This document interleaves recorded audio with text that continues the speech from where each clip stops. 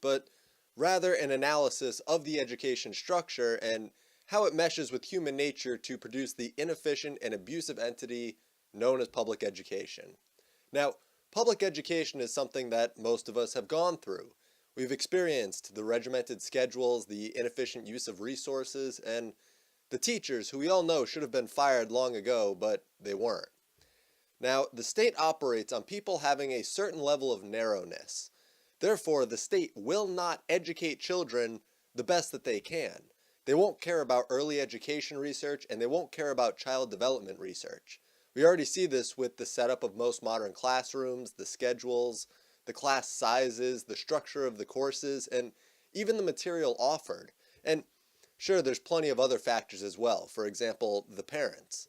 The parents need to be convinced that public education is either what's best for their child, or since that's a tough veil to keep up, that the alternatives are catastrophic. So, where are some of the areas that public schools are failing? Well, the quality of teachers, the cost, the social interactions, the health of the students, the standard methods that they use for teaching, the budget, and I could go on, but that's just a few of the more important factors that are at a disadvantage because of the government being involved in education. So, teacher tenure is something that should be school by school, not state by state.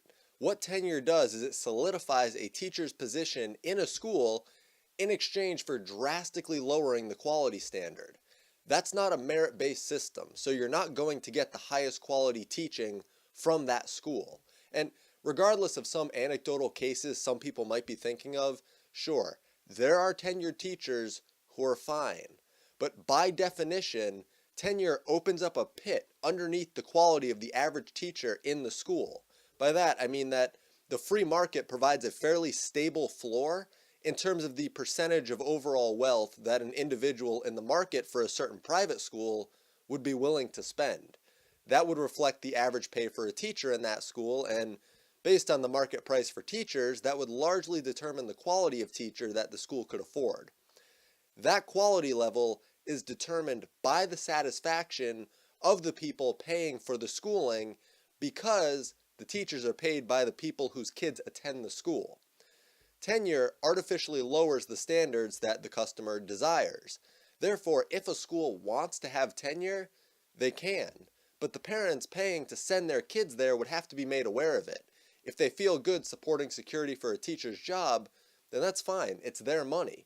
But if they aren't okay with that because it makes them feel like they might not get the maximum quality education for the price, they shouldn't have to travel to a different state.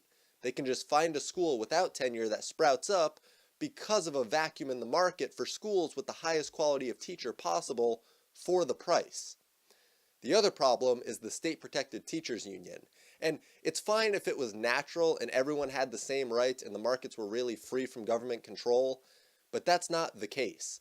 The state-protected teachers union is a weapon against the check and balance that would be created by voluntary expenditure. Here's a look at all of the issues the United Federation of Teachers has listed as rights. They represent most teachers teaching in New York City public schools, but this wasn't just negotiated with the teachers and the school board alone. The state was also involved with a vat of taxpayer dollars to dole out.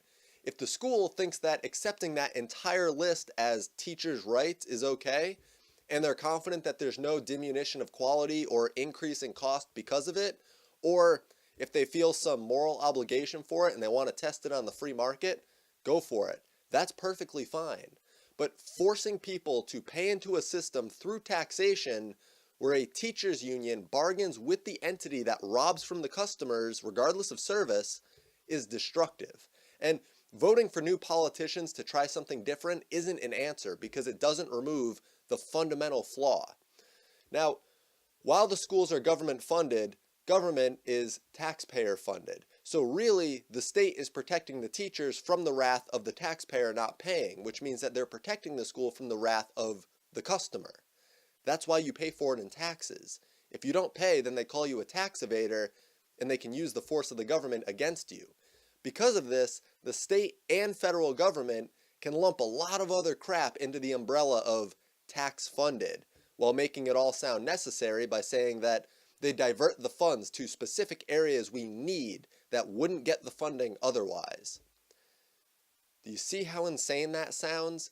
People want to contribute money to this thing, but they wouldn't actually do it. So you need the state to determine what everyone must contribute to, how much, and then they collect the money. And just for a little bit of flavor, they get a gun and the backing of the state to enforce their doctrine. It's self-invested authority propped up on the rotting and fallacious belief that government enforcement is necessary to secure a free society. And as far as the cost of the schooling, if you're looking for a ballpark estimate of how much better it would get without state influence, in 2010 it was costing over $11,000 per elementary school student and over $12,000 per high school student. Meanwhile, in the early 1800s, children could be taught reading, writing, grammar, math, history, and geography for as little as $60 per student per year, and that's $60 in 2018. It was just $2 or $3 back then. But of course, the methods for teaching were much different. Rather than students being separated by grades, all of the students learned together, and the more educated students would help educate the less educated younger students. Plus, the current environment of public schools is horrid. Kids aren't designed to sit in a desk and abide by a regimented schedule. This becomes obvious looking at the symptoms of ADHD and seeing that nearly all of them are just descriptions of what would be considered misbehavior in school. Not to mention that half of the time a child shows symptoms of ADHD, they're gone by adulthood. And while I wouldn't write off ADHD as completely fabricated because I don't believe that the research shows that, I would say it's partially induced by the unfair and unnatural standards that the public schools put forth.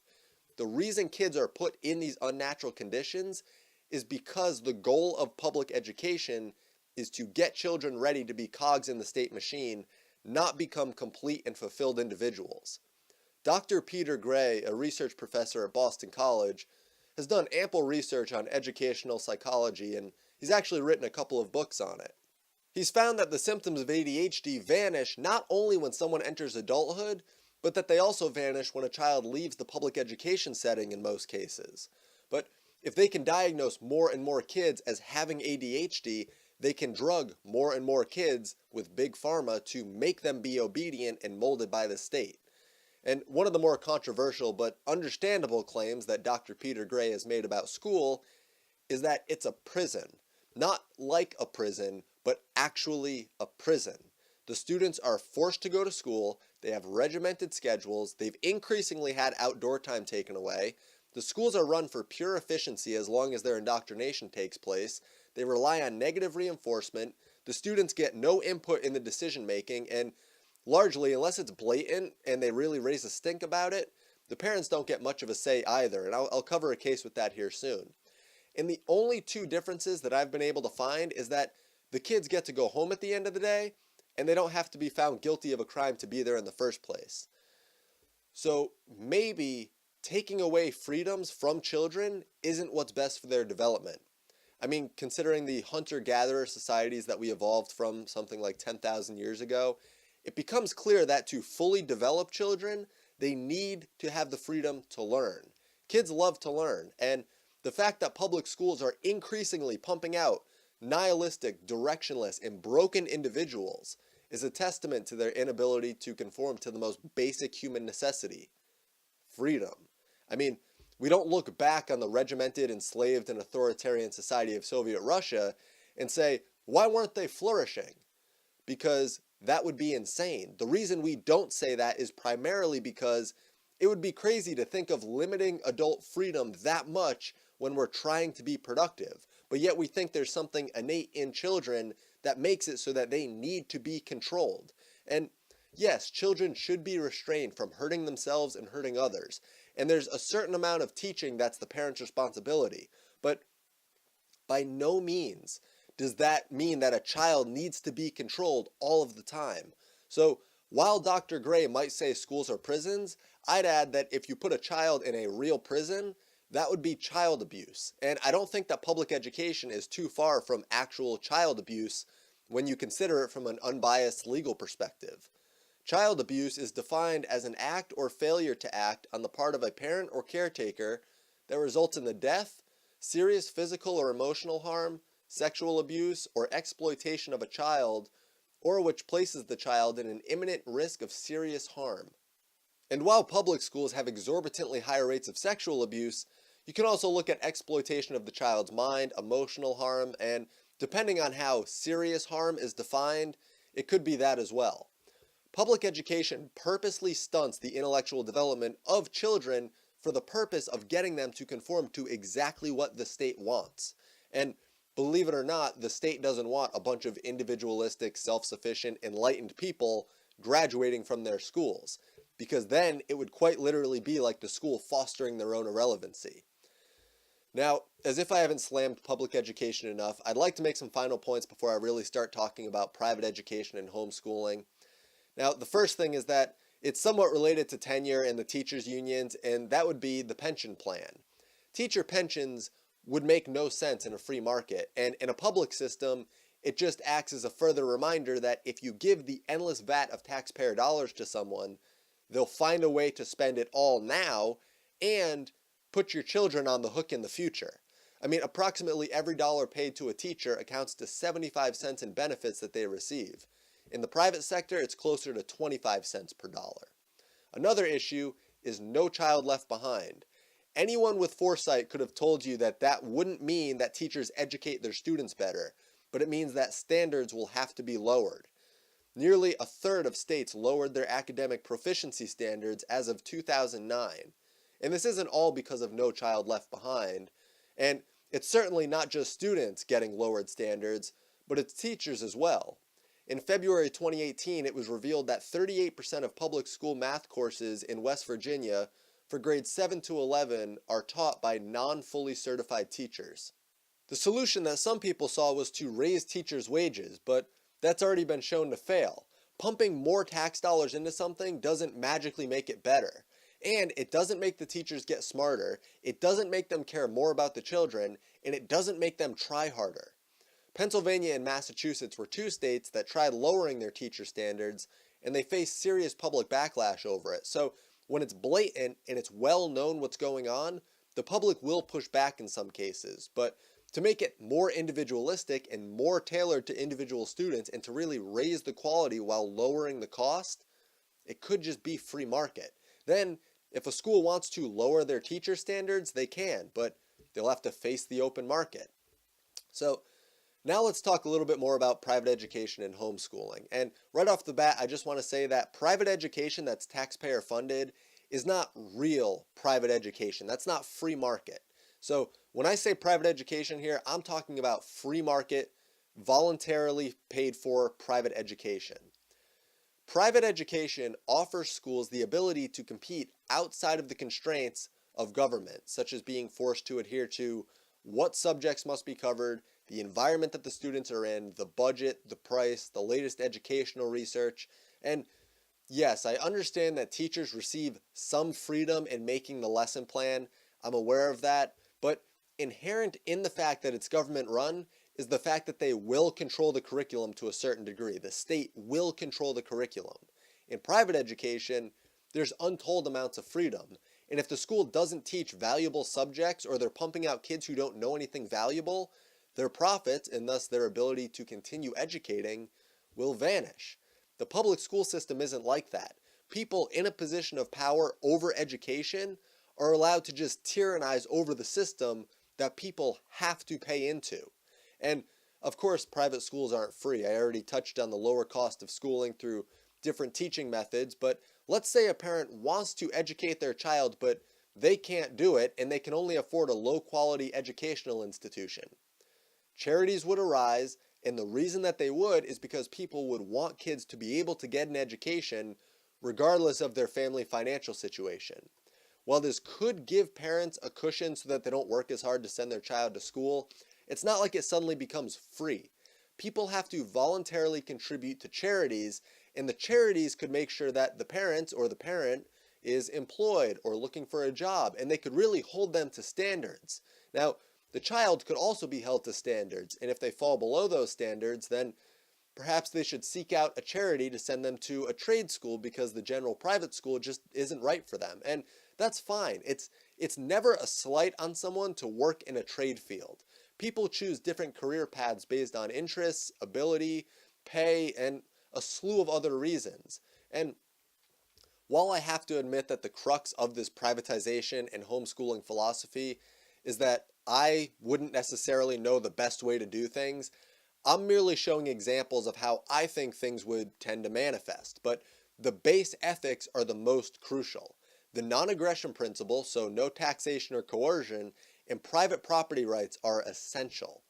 Everything else is just born out of these prime and universal ethics. And perhaps the clearest way to picture free markets, if the concept is fairly new to you or if you haven't looked into how it functions completely, all you have to do is ask yourself, do I want this thing?